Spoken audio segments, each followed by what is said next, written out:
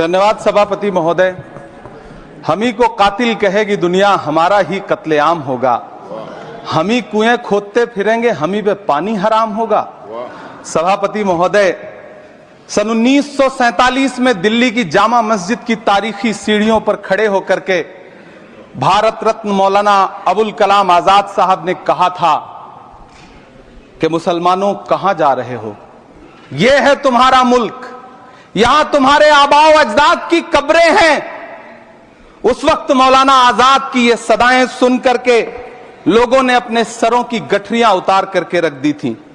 आज उसी दिल्ली में मौजूद देश की संसद में एक बिल आया है जो हमसे उसी जामा मस्जिद की सीढ़ियों के सबूत मांगेगा, जो उन्हीं सीढ़ियों के पास अपनी कब्र में सोए हुए मौलाना आजाद को फिर से कब्र से सदा देनी पड़ेगी कि ये जो कब्र है वो मेरी कब्र है, ये किसी सरकार की जागीर नहीं है।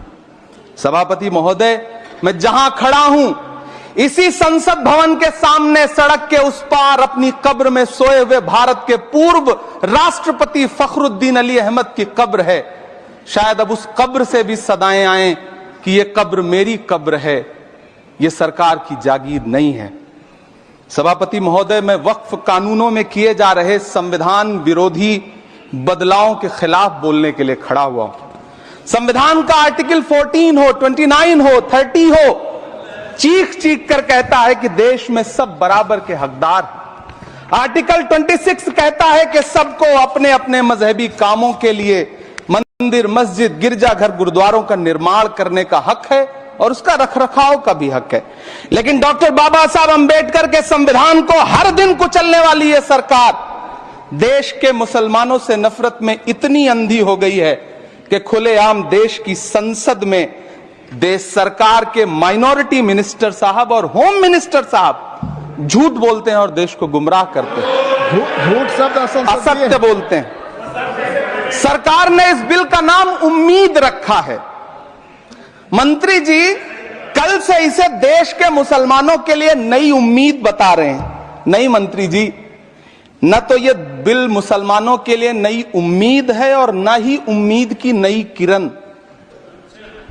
सभापति महोदय, भाजपा ने पूरे देश में वक्फ के नाम पर कई सारे झूठ फैलाए हैं। आइए आज उनकी सच्चाई पर बात करते हैं। वक्फ ट्रिब्यूनल को ऐसे बताया जाता है जैसे वक्फ ट्रिब्यूनल कोई मजहबी खाप पंचायत हो।